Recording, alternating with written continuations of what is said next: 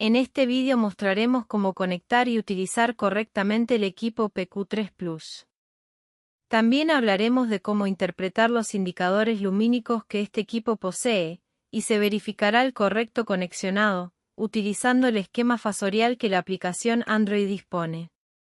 Los guiaremos paso a paso en el proceso de conexión tanto en un sistema estrella de 4 hilos como en un sistema delta de 3 hilos. Finalmente compartiremos algunos tips para evitar errores comunes y lograr una instalación exitosa.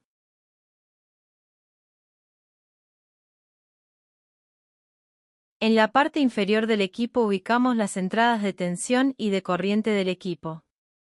La disposición de ellas se encuentran representadas en la etiqueta posterior y frontal respectivamente. Nos encontramos con las entradas de corriente 1, corriente 2, corriente 3 y corriente 4 dispuestas en 4 conectores polarizados. Por otro lado, los conectores de tensión son 5, neutro, tensión 1, tensión 2, tensión 3, tensión 4, cuyo orden se encuentra definido en la etiqueta posterior del equipo.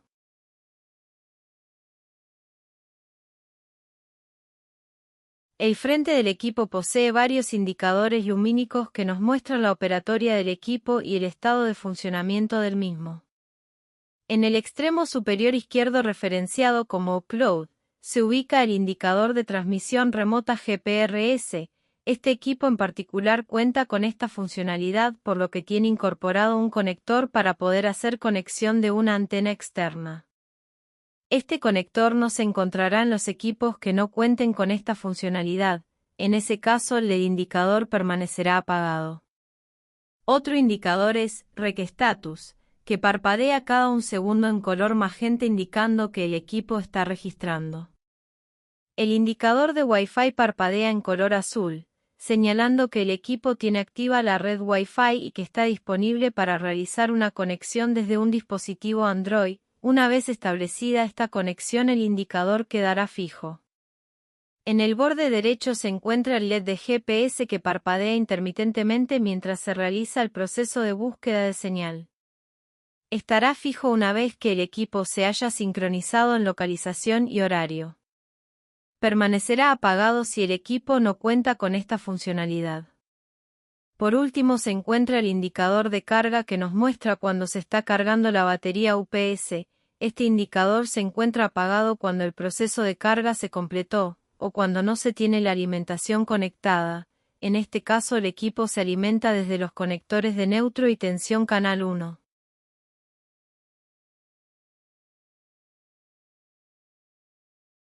Procedemos a conectar los cables de tensión en el equipo respetando el orden de los colores.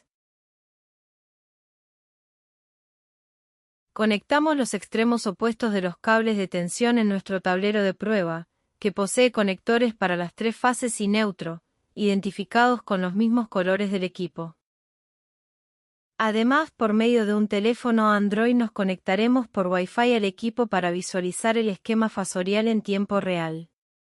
Al conectar el cable de neutro y fase 1, observamos que se enciende el indicador U1 y el indicador de carga, que como ya se mencionó, se enciende debido a que el equipo se alimenta de esta fase, permanecerá encendido hasta que se complete el ciclo de carga de la batería interna, y una vez que esto ocurra el indicador se apagará estando aún la alimentación conectada.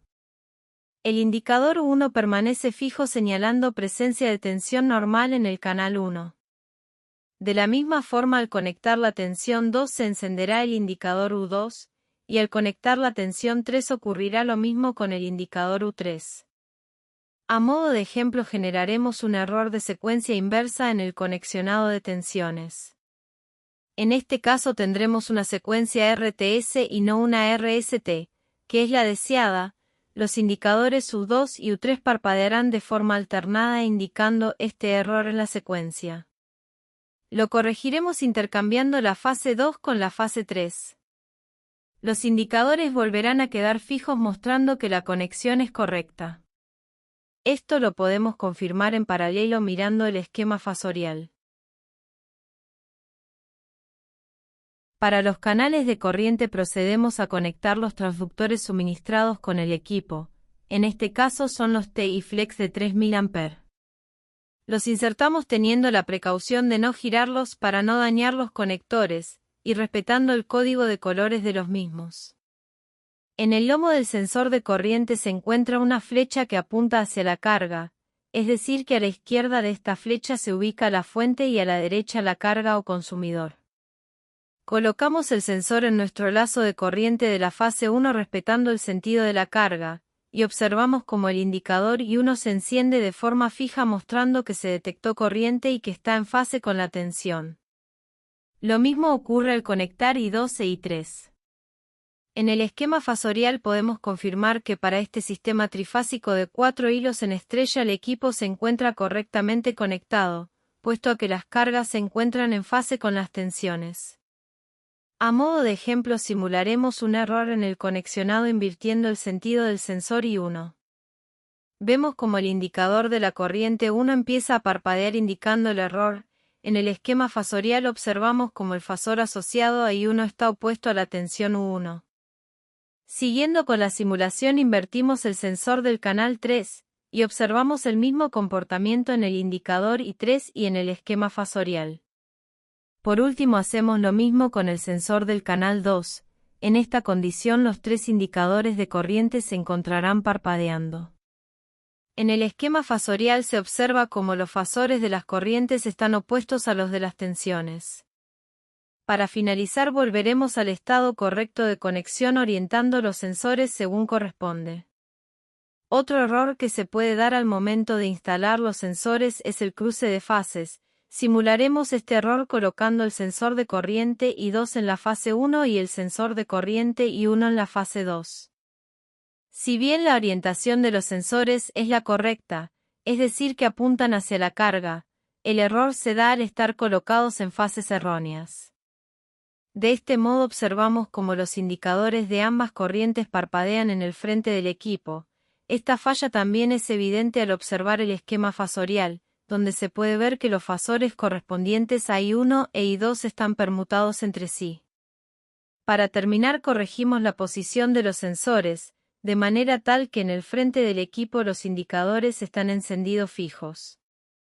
Cabe aclarar que los indicadores de presencia de corriente se encienden cuando el nivel de corriente sensado supera el 1% del fondo de escala del sensor. Para corrientes inferiores los indicadores permanecen apagados.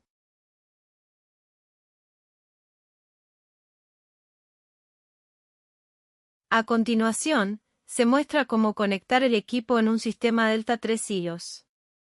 Para ello configuramos nuestro banco de prueba, para tener tensiones de línea de 240 volts, e ignoraremos el borne de neutro, que para este sistema no es accesible o no es de interés. Se medirán las tensiones entre las fases 1 y 2, U1-2, entre las fases 2 y 3, U2-3, y entre las fases 3 y 1, U3-1.